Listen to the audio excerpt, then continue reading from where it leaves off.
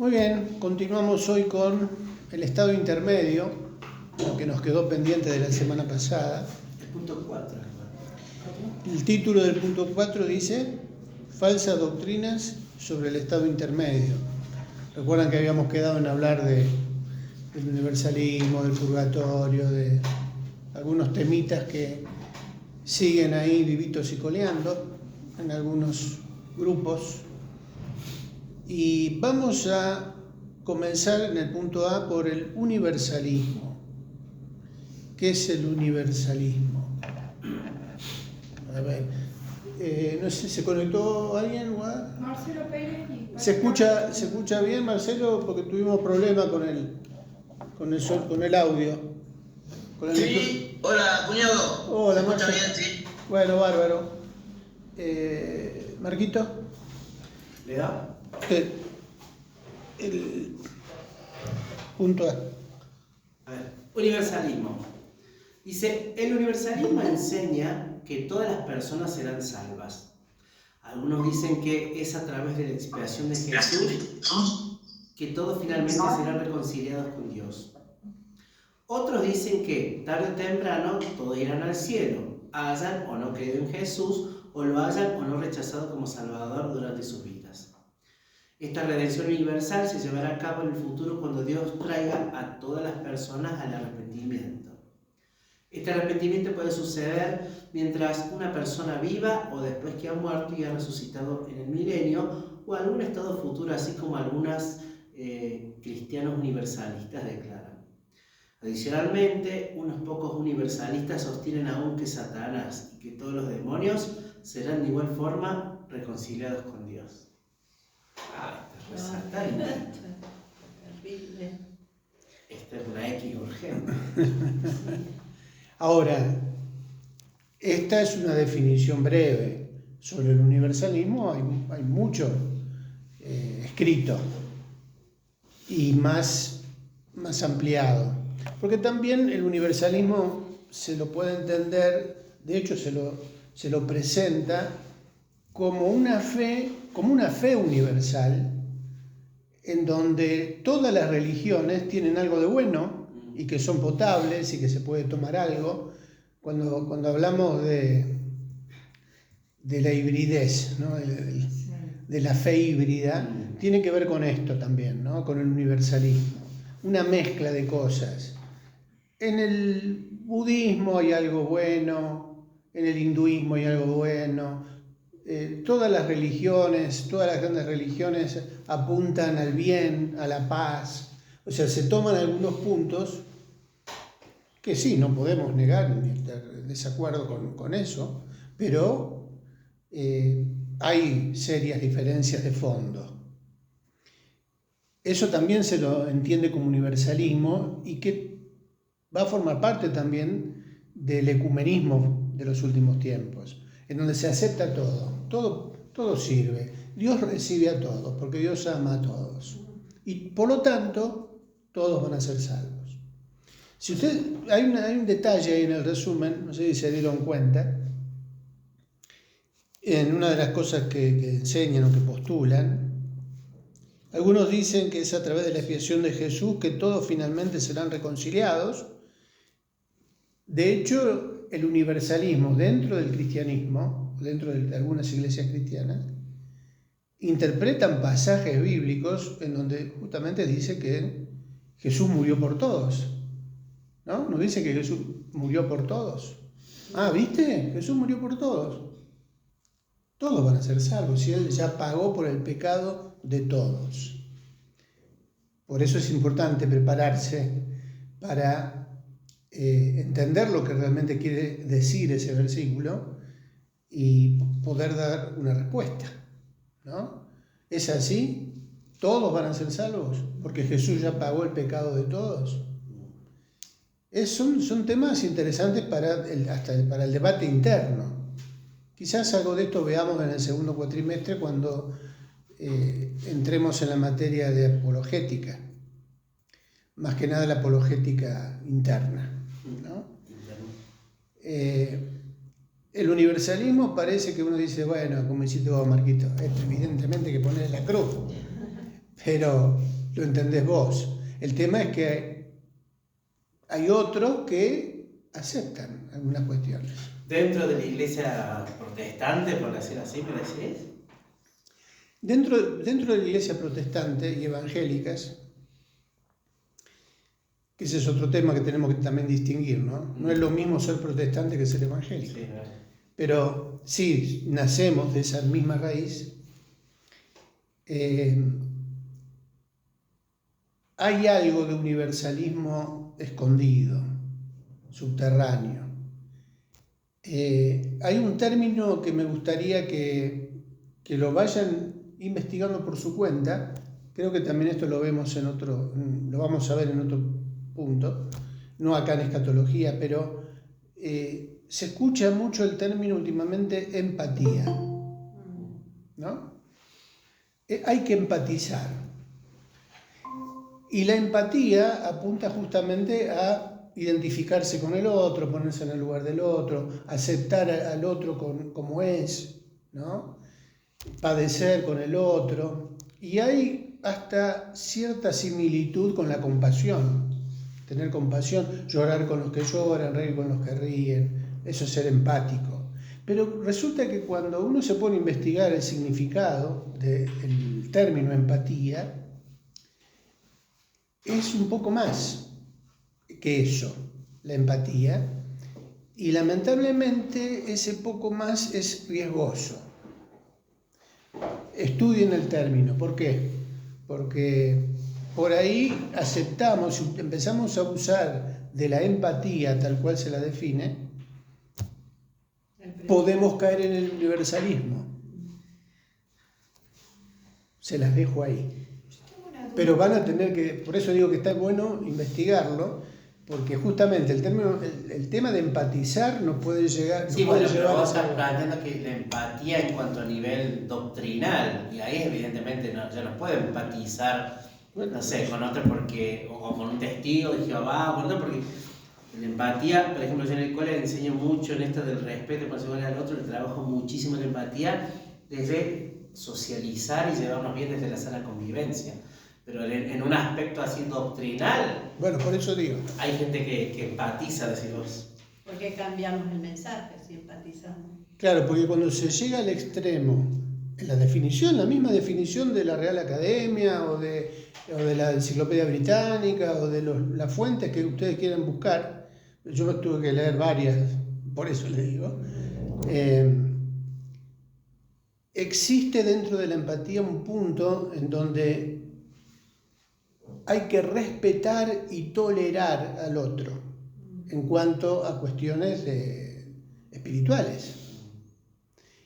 Y como que dentro de ese respeto está el aceptar lo que el otro hace. Está bien, ¿para vos esto te sirve? Bueno, si a vos te sirve, seguí con él. O alguna vez no escuchamos eso. Sí. Por ahí sin saber realmente esta definición, pero tener el peligro de habilitarlo, claro, es como, bueno, lo blanqueás, como que está bien, Dios te acepta así como sos. Pero es un tema interesante, porque bueno, si bien ahora estamos hablando de esta palabra, empatía, pero cuando hablamos de universalismo, va por ahí la cosa. Bueno, ya lo veremos cuando veamos cristianismo híbrido, el cuatrimestre que viene, justamente por la gran variedad de filosofías y de ismos que hay. Hay más de 100 ismos, ¿no? Cristianismo. Ahora, ¿el cristianismo es un ismo? Bueno, lo veremos cuando veamos eso. ¿Qué define un ismo? Entonces hay que definir qué es un ismo. Bueno, por eso digo, está bueno que vayamos aclarando conceptos, porque a la hora de hablar con alguien y de hablar de estos temas, nosotros como cristianos, ¿realmente en qué creemos? ¿O cómo nos diferenciamos del resto?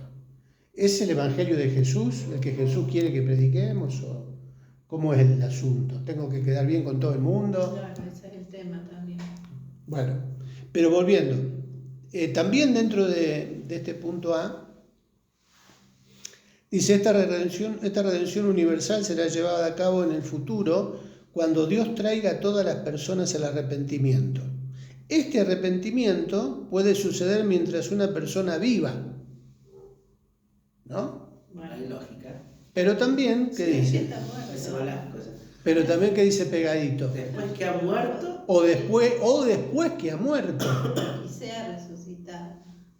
¿Es así? ¿En qué no, momento esa se es la que, no, pero esa es la de las indulgencias, ¿no? ¿Se acuerdan? Bueno. Y sea resucitado en el milenio o algún estado futuro, así como algunos cristianos universalistas declaran. Sí, muy bien. Y la última dice adicionalmente, unos pocos universalistas sostienen que aún Satanás y todos los demonios serán de igual forma reconciliados con Dios. Bueno, ya está. Ya, bien. ¿Pero por qué? ¿En qué se basan para decir esto? O para asegurar esto, que hasta el mismo Satanás y sus demonios pueden arrepentirse o se pueden salvar. ¿Cuál es el argumento fuerte a favor del universalismo? Algo lo hablamos la semana pasada. ¿De que Dios perdona a todos? ¿Por qué? Porque es bueno. Porque es bueno, porque Dios es amor. ¿Cómo Dios va a permitir una eternidad de sufrimiento si Él es misericordioso? ¿Es razonable o no el argumento? Sí. Y hasta es deseable ese argumento porque me tranquiliza la conciencia. ¿Pero es el Evangelio? Tengo una duda. Había una de las posturas que creían en de los 7 montes, ¿no tienen algo del universalismo? Porque ellos creían que tenían que enseñar la palabra a todos y que todos se tenían que convertir. Algo medio como que todos íbamos a hablar, al convertirse todo y que recién ahí vendría. No tiene que ver con el pero Evangelio. sí, o sea, teniendo en cuenta lo que creen ellos, tiene algunos elementos que pueden llegar a coincidir con este. En realidad, dentro del dominionismo, el reino ahora, el punto fuerte o el énfasis es sobre llegar a un punto en donde el mundo esté preparado para la segunda venida del Señor. El Evangelio tiene que ser predicado, pero aceptado. Bueno, claro, en este no hace falta. No tiene que ver con la salvación para todos, sino para que todos reciban el Evangelio y crean en el Evangelio. Pero no dice nada si no creen, ¿a dónde van? ¿No? Punto B. Aniquilacionismo. A ver, Marcelo, ¿cómo anda para leer? O Miriam. Sí. Bueno. Sí, dale. Punto B. Aniquilacionismo. La doctrina del aniquilacionismo postula que el hombre fue creado inmortal, pero aquellos que continúan en pecado son privados del don de la inmortalidad por un acto positivo de Dios y en última instancia destruidos. Algunos aniquilacionistas proponen que los inconversos dejan de existir en el momento de la muerte, otros en el momento de la resurrección y otros luego de un periodo de castigo después de la resurrección. Cualquiera sea la variante, el destino final de los que rechazan a Cristo es la cesación de la existencia, o sea, extinción total. Bien. Esa es copada.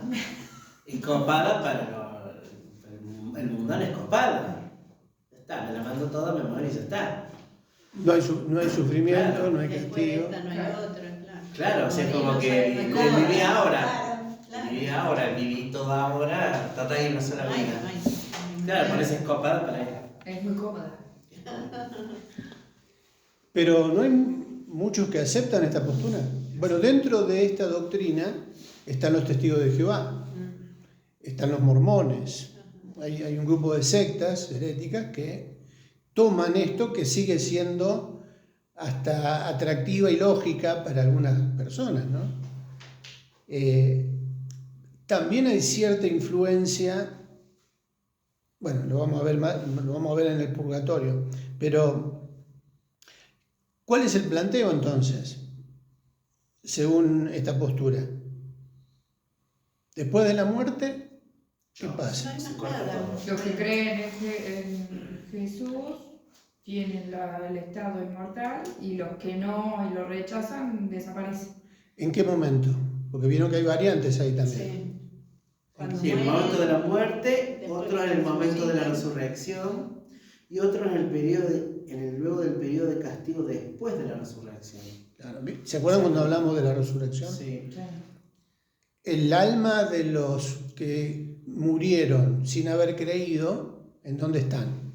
Según en el Hades, en el infierno. Bien. Están esperando ser resucitados también para recibir la sentencia final en el juicio del gran trono blanco. Bueno. Pero no es que murieron y ya dejaron de existir. Esa alma está en el Hades. Entonces la variante es, porque el primero que decía que mueren y ya está, no van a ningún lado, desaparecen. Sí. La segunda variante dice, no, siguen, su alma sigue sufriendo en el infierno, van a resucitar y después de la resurrección, Destruido. y la otra, Después un periodo Del castigo. castigo. después de un periodo de castigo. O si eso irían al juicio. Claro. Bueno, los testigos de Jehová tienen como variante algo parecido a esto que dice que los que no creyeron van al lago de fuego, pero que no es eterno, que es temporal. Y que ese lago de fuego va a arder hasta que haya combustible, hasta que se acabe el combustible. O sea, las personas que van al lago de fuego son los que alimentan ese fuego. Ese es el No combustible. entra el último, se apagará. Claro, pero va a llegar un momento, va a llegar un tiempo en donde eso va a dejar de arder y ahí se llega a la aniquilación total. Ya no quedan restos de nadie ni de nadie. Cualquiera sea la variante, el destino final de los que rechazan a Cristo es la cesación de la existencia, o sea, extinción total. Sea al principio, sea por la mitad, o sea en el lago de fuego, pero va a ser temporal. El infierno es temporal, no es eterno. Punto C, purgatorio, Silvina. Punto C, purgatorio.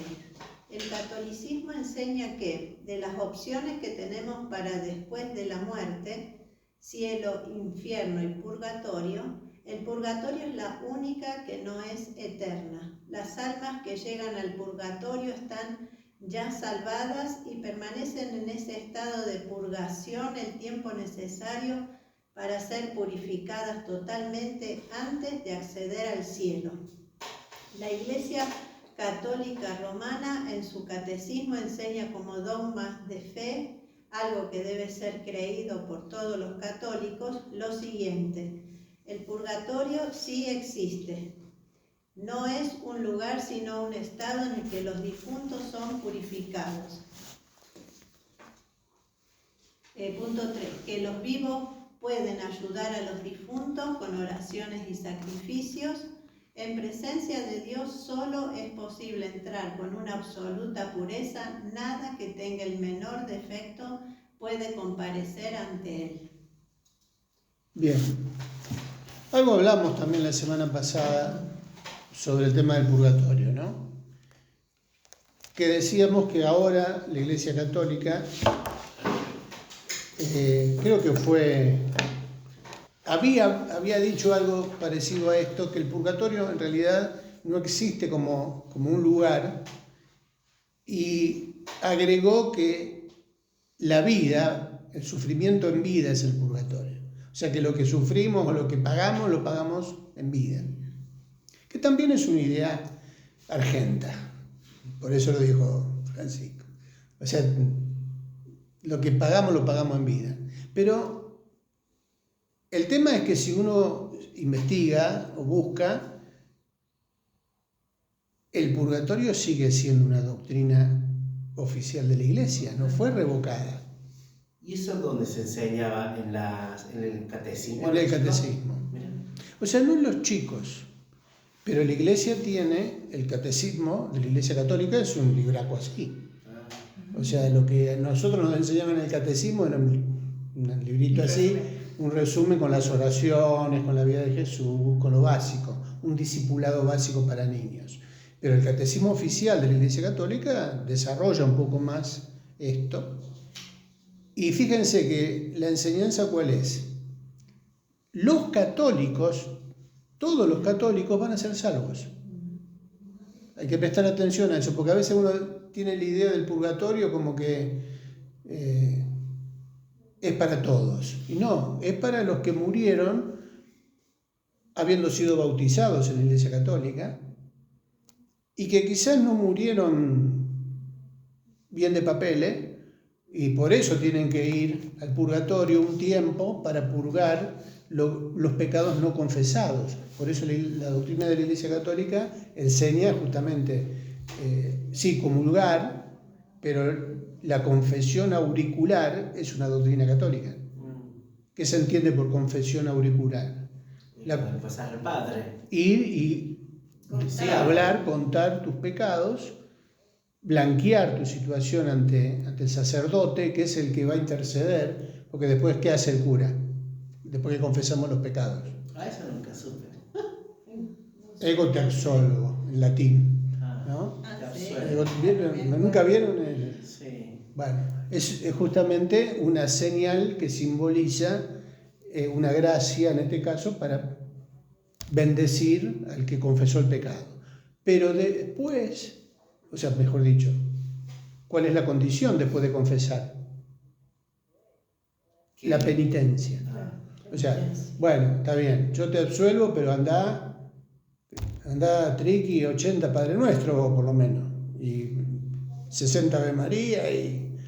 Esa era la penitencia, también le podían dar algo, por ejemplo, tenés que hacer esto, tenés que ir a tal lugar, tenés que ayudar a Pedro, a Juan... ¿O no? ¿Eran son las penitencias? En la confesión previa a la misa, porque la gente se iba a... O sea, cuento lo que fue mi experiencia en Don Bosco, en la iglesia católica del barrio, porque teníamos que jugar al fútbol. Entonces la condición era comulgar, pasar por la misa, pero para poder comulgar tenías que confesarte, si no, no podés comulgar. Entonces había que pasar por el confesionario, contar los pecados, hacer la penitencia, que en este caso era orar determinadas oraciones. Yo tenía que recitar todo el Nuevo Testamento. Todo el tiempo. Por eso me aprendí bien el credo apostólico, que es la que agradezco. Eso En la Iglesia está bueno, Católica sí. la oración del credo es bien práctico, todavía me sirve. Pero digo, listo, ya está, cumpliste con eso, podés comulgar. Poder participar dignamente de la Eucaristía. Repito, el purgatorio tiene que ver con una doctrina para los católicos. Si no moriste en gracia de Dios o no tuviste la extrema unción en el lecho de muerte, tenés que pasar por el purgatorio. Pero si uno murió bien, no necesitas el purgatorio. Derechito. Directo. Ahora, el purgatorio tenía como propósito eso, purgar, limpiar, porque como dice ahí en resumen, al cielo no se podía entrar con pecado, con sucio delante de Dios. Y repito, la aclaración es que a veces uno piensa que es para todos, no es para todos. Porque la Iglesia Católica dice, no, esto es para los creyentes católicos que fueron bautizados, que fueron, o sea, que creyeron y que tienen esa alternativa. No importa cómo viviste, si te bautizaron de chiquito, no hay problema. Menos mal que a mí me bautizaron de chiquito, en la Iglesia Católica. Pero bueno, la doctrina del purgatorio. Pero claro, por eso insisten tanto, como vemos en las películas, cómo insistieron el tema de la Inquisición, cómo luchaban por esto, por el bautismo y por todo, claro, porque ellos creían eso, ya por lo menos bautizado ya está, pase lo que pase. Y lo otro que quedó en el último punto era la práctica que se sigue usando de la intercesión por los muertos. Sí. Los muertos que están en el purgatorio pueden durar menos en el purgatorio si hay una ayuda externa que intercede por ellos. Por eso todavía se conserva en la Iglesia Católica, en las misas, al final, cuando termina, orar cuando se cumple el aniversario de la muerte de alguien, lo mencionan y oran por Y esa hay persona. misas especiales también, ¿no es cierto? Que hay que pagarlas. Claro. Sí, sí. Pero hoy cuando oran por ejemplo, en una misa que oran y que prenden la velita, ¿lo hacen solo porque los consideran que esa persona está en el purgatorio nada más? Porque si ellos consideraran que murió bien de papeles, como decís vos, sería en vano que le estén rezando. O ellos rezan por las dudas. Lo harán, claro, por si acaso. ¿Te voy a preguntar? Tenía algo escondido el muerto. Claro, bueno, pero ya el que está vivo, el familiar o quien sea el amigo, no es que pueda, no sabe muchas cosas, por ahí sabe parte. Claro. Él lo que hace el trámite es ese Sí, nomás, sí, entiendo, pero... recordarlo, mencionarlo, poner una ofrenda, lo que sea, porque la doctrina en la Edad Media, creo que lo comentábamos la otra vez, la enseñanza que se daba a la gente es que cuando uno haga eso, o cuando uno, ¿se acuerdan lo de la venta de indulgencias? Cuando uno ponga algo, sea para uno o para un familiar, intercediendo por un familiar, lo que hace es, en el caso del muerto, acelerar el purgatorio. el tiempo Que va a estar en el purgatorio, ¿no? Para que se haga más rápido. Y si ponías muchas, salía de una. Claro, dependía de que te daban un papel, Claro. un certificado. La indulgencia era con la firma, con... Bueno. 45% completo. Y recordábamos la frase esa del Texler, o Texel. Ponga su moneda en la bolsa, que en el momento que caiga en el fondo, un alma saldrá del purgatorio. Era el refrán, la frase.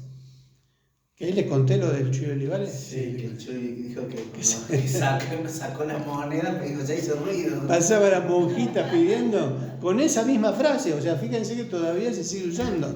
O sea, que es una enseñanza que perdura. En el inconsciente colectivo está eso, el hacer algo para obtener un beneficio, ¿no? Y bueno, en este caso, cuando el Chuy escuchó que la monjita decía que en el mismo momento que su moneda caiga, un alma saldrá del purgatorio, puso la moneda, pero la volvió a sacar enseguida. Yo la puse, si el tipo no quiso salir, el problema de él. Bueno, pero fíjense cómo este tipo de enseñanza aún sobrevive en el tiempo y no sea que también ejerza su influencia dentro del mundo cristiano, dentro de la iglesia de este último tiempo, que siga sobreviviendo y generando una expectativa falsa, porque sabemos que no es la manera, ¿no? Por eso la importancia de predicar el evangelio que nos enseñó el Señor, ¿no? Ahora, te quiero una pregunta. Estas doctrinas, las tres, son de hombres, porque son... o vos ves la mano del enemigo ahí espiritual metida, o es el hombre tratando de conformar y decir, bueno, me alineo a Dios, a mi manera, a mi forma, calmo mi conciencia, porque siento que va por ahí, no es más, digo... Calma la conciencia.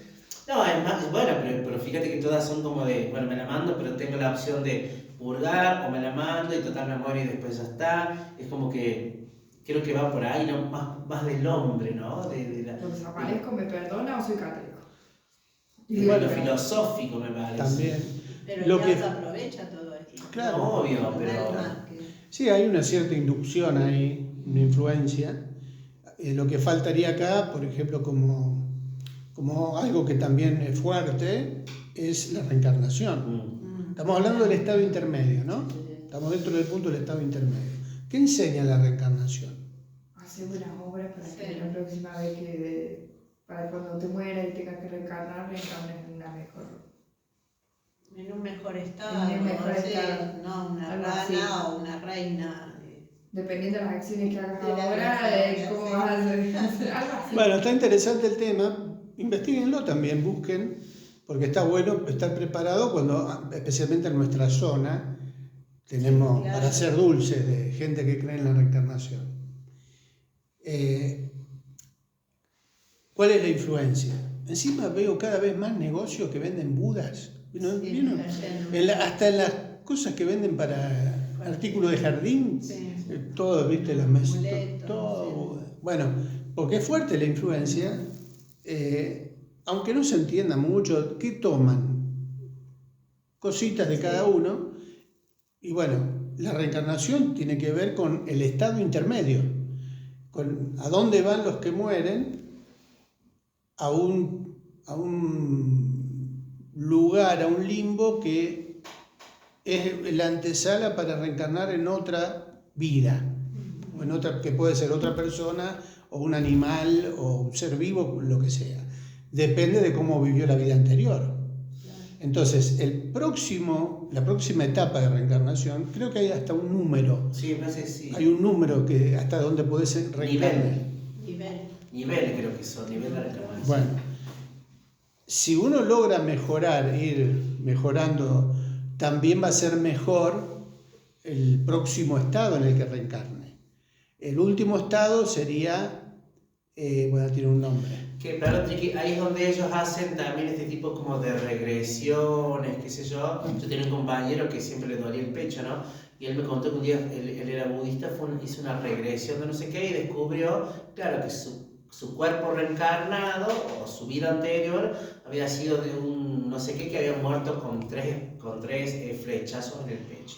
Por eso él tenía los 3 dolores y que ahora no los tenía más porque él como que sanó eso con esa algo. Qué flashero, o sea, ¿de dónde pero me doy cuenta que hacen ese tipo de regresiones ellos para saber cuál fue su vida pasada, por qué está sufriendo esto. Entonces como que... Bueno, está de moda la Constelación. constelación, Sí. ¿no? Me iba a preguntar. Bueno, todo este tipo de cosas que están tomando cada vez más fuerza, justamente acomodan estos temas para que uno se sienta cómodo en alguno de estos Y tipos sane el presente. Claro. Que se sane, sí. Claro, pero a diferencia de esta, me parece que sí ya actúa a nivel espiritual, porque Claro. vos ya estás abriendo, estás como... ¿Es espiritismo hacer constelaciones? Según tengo entendido, se va al pasado y Sí. se va a invocar Sí. a los ancestros y bueno, Demonios. eso es espiritismo, Claro. o se trabajan con los espíritus de los muertos. Bueno, ahora, volviendo al punto, es también una falsa expectativa la reencarnación, porque no hay en la Biblia nada que la sostenga, al contrario. Ahí en Hebreos habla de que está establecido que el hombre muera Una sola vez. y después de esto, Juicio. el juicio. Por eso son cosas que una las tiene que tener claro y firme para contrarrestar esto. Pero sigue siendo una doctrina, o una falsa doctrina, que la gente adopta porque desconoce lo que dice la Biblia, lo que dice Dios sobre el tema. Entonces estos puntos están dentro de las falsas doctrinas, punto 4, sobre el estado intermedio. Entonces repasamos, tanto el universalismo, como el aniquilacionismo, como el purgatorio, como la reencarnación y como alguna variante que pueda surgir fuera de la palabra de Dios, es una falsa doctrina. Y nos queda el punto B, el estado eterno. Y tenemos a Miriam, creo que andaba por ahí, Miriam o Franco. ¿Podés leer el punto 1, las 2 edades? Entonces dice, las 2 edades Según Pablo, Cristo se haya entronizado sobre todo principado y autoridad y poder y señorío, y sobre todo nombre que se nombra, no solo en este siglo, sino también en el venidero. Efesios 1:21. De esta manera resume todo el tiempo presente y futuro. Jesús también dividió los tiempos cuando enseñaba: de cierto os digo que no hay nadie que haya dejado casa o padres o hermanos o mujer o hijos por el reino de Dios que no haya de recibir mucho más en este tiempo y en el siglo venidero la vida eterna. Lucas 18:29-30. Y más adelante decía: los hijos de este siglo se casan y se dan en casamiento, mas los que fueron tenidos por dignos de alcanzar aquel siglo y la resurrección de entre los muertos ni se casan ni se dan en casamiento, porque no pueden ya más morir, pues son iguales a los ángeles y son hijos de Dios, al ser hijos de la resurrección. Lucas 20:34-36. Para toda escuela de interpretación, la línea divisoria entre las dos edades es la segunda venida de Cristo, y concuerdan en reconocer que la presente época es un periodo de maldad. Gálatas 1:4. El dispensacionalismo y el premilenialismo en general subdivide los tiempos en A, este siglo; B, el milenio; C, el estado eterno, ubicando los puntos B y C dentro del siglo venidero, mientras que el amilenialismo incluye el milenio dentro de este presente siglo malo. Bien. Ahí lo entendemos mejor en las dos líneas de tiempo. Como vemos, Pablo, el Señor, hablaban de estas dos edades o de estos dos tiempos, el presente siglo y el siglo venidero, ¿no? ¿Cuál es la diferencia con el premilenialismo y el amilenialismo? El premilenialismo, ¿qué hace? Separa los siglos, el actual con el que va a venir, que es el milenio. Por la segunda venida.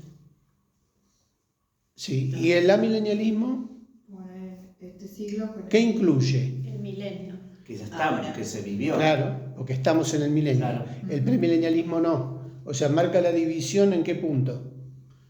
La segunda En la venida. segunda venida del Señor. También, eso sí. La segunda venida, y a partir de esa segunda venida el milenio. Sí. El amilenialista pone el milenio antes de la segunda venida. Entonces el milenio está incluido dentro de este siglo. Y después el siglo venidero. Bien, ahí tenemos las dos líneas de tiempo para entenderlo mejor. Y en el punto 2, el título es Preparación para el estado eterno. Preparación para el estado eterno. Hay tres eventos proféticos que podrían tomarse como actos de purificación del universo, antes que el reino eterno pueda manifestarse plenamente. A, la liberación de Satanás al final del milenio y su condenación al lago de fuego. Apocalipsis 20, del 3 al 10. B, la purificación de la tierra por el fuego. 2 Pedro 3, 10 al 13. C, juicio de los pecadores ante el gran trono blanco. Apocalipsis 20, del 11 al 15. La Biblia enseña que Satanás será suelto al finalizar el milenio y encabezará la rebelión final que culminará con su derrota definitiva. Lo que no queda claro es en qué momento la tierra será purificada por el fuego, si entre la segunda venida y el comienzo del milenio, o al finalizar el milenio, cuando descienda fuego del cielo, acabando con la presencia del diablo para siempre. Inmediatamente después de esto, se establecerá el juicio ante el gran trono blanco. Según el premilenialismo, allí comparecerán todos los que murieron sin haber creído, ya que los que murieron en Cristo resucitaron 1000 años antes. Los resucitados que se mencionan en este juicio serán juzgados y lanzados a la muerte segunda. El amilenialismo sostiene que en este juicio final es universal. Estarán todos, creyentes e incrédulos, y recién allí se decidirá el destino final de cada uno. Daniel 12:2, Juan 5, 28 y 29. Bien. Hasta acá estamos todavía ¿en qué tiempo? ¿En qué edad? Hasta el juicio entre el gran trono blanco. ¿Cómo estamos antes del milenio? O después. No. O sea, Como el no, juicio final. yo no soy milenialista, soy milenialista. Bueno, pero el tema de la división, Sí. ¿cómo dividimos La acá? segunda Después de la venida. segunda venida de Cristo. Claro, pero acá, cuando llegamos, cuando comenzamos, decimos hay 3 eventos proféticos. Sí. Liberado Satanás. Sí. La purificación de la tierra por el Sí. fuego, Y juicio. juicio ante los pecadores ante el gran trono blanco. Eso es. ¿En qué punto estamos acá? Sé que al final del milenio se liberaba Satanás. La rebelión. ¿Pero empezó el estado eterno? No. Ah, No. bueno. Eso. No, Claro, Entendemos la después del pregunta. juicio, después de. No te entendí. Por eso, ¿en qué punto? ¿En qué edad? Porque la pregunta fue ¿en qué edad estamos? ¿qué edad? ¿Estamos o en qué tiempo estamos? Cuando me dijiste estado era claro. Claro. ¿En qué estado? Intermedio, eterno. Bueno, en el punto 3 vemos cuándo comienza el estado eterno. Porque hasta acá todavía no fue tirado al lago de fuego nadie, No. ¿no? No. Todavía está la muerte y el Hades. ¿Qué dice el punto 3? Bueno, ahora acá. Comienzo del estado eterno. Como habíamos visto, es necesario que Satanás, la bestia y el falso profeta, la muerte y el Hades sean echados al lago de fuego. Apocalipsis 20, del 10 al 14. El apóstol Pablo dice que el último enemigo que será destruido es la muerte. 1 Corintios 15, 26. Después de todo esto, será eterno. ¿Está clarito? Claro, tiene lógica. Está claro, ¿no? Para la eternidad se está la muerte Claro. todavía, claro. Y yo pensaba, ¿por qué la muerte no es primera? Pero no, mira. Tomos 2, 4. Punto A. Cielo nuevo y tierra nueva, Apocalipsis 21. Con la final obtención de la salvación humana vendrá también la liberación de toda la creación material de la parte que le cupo en la maldición del pecado.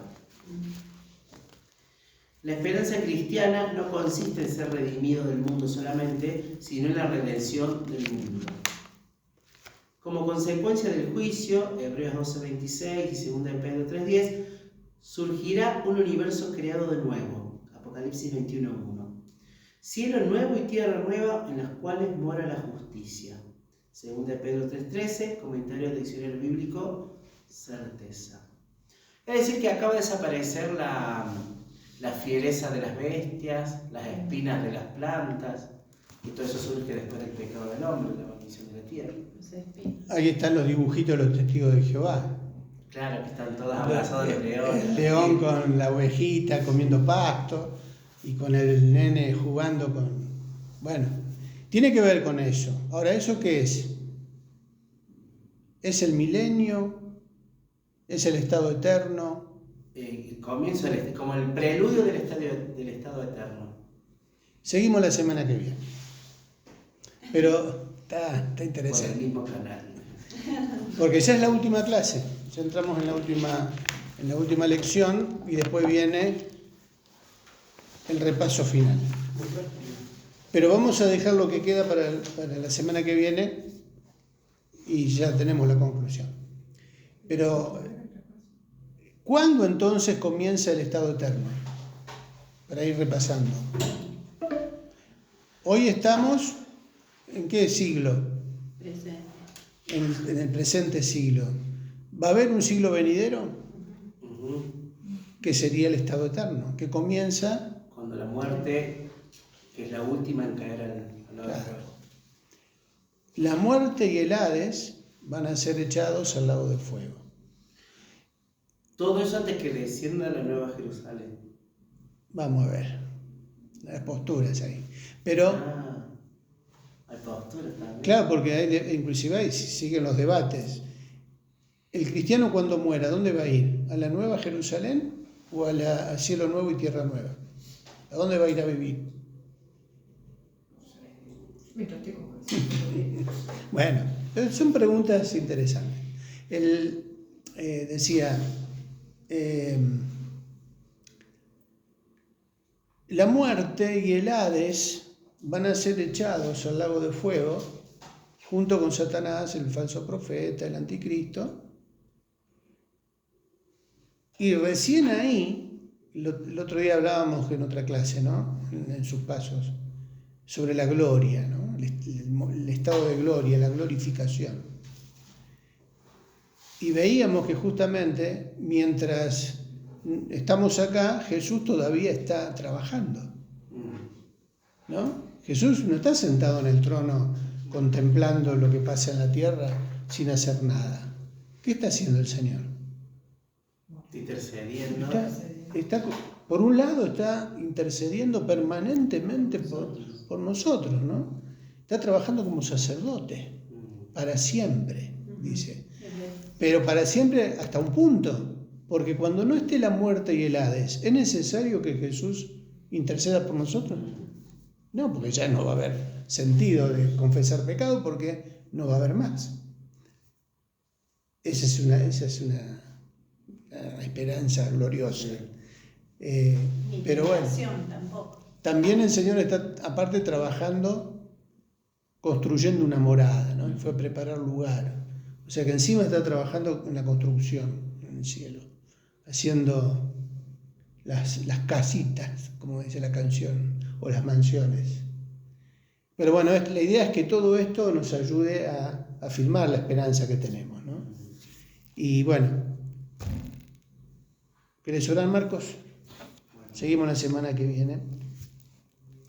Señor, te damos gracias por esta noche, te damos gracias por tu presencia, te damos gracias por tu palabra, te damos gracias, Señor, porque recordar un día más tu obra, Señor, de amor, de sacrificio, como decimos recién, Señor, interceder por nosotros nos llena de amor, de satisfacción, de gratitud. Señor, gracias por poder ser tus hijos, gracias por poder, Señor, disfrutar de tu misericordia, de tu gracia día a día, Señor. Bendigo este momento y te ruego, Señor, que esta palabra quede en nuestros corazones, Señor, que nos ayudes a seguir escudriñando y aprendiendo, Señor amado, para poder crecer en este camino que nos queda hasta que tú vengas, Señor. Te esperamos con el deseo de nuestro corazón, Señor, todos los días. Te agradecemos y bendecimos a cada uno de los hermanos, Dios mío, los que están conectados, Señor, los que están escuchando el mensaje, los que no pudieron venir, los bendecimos en tu nombre y te agradecemos por esta noche. Amén. Amén. Amén.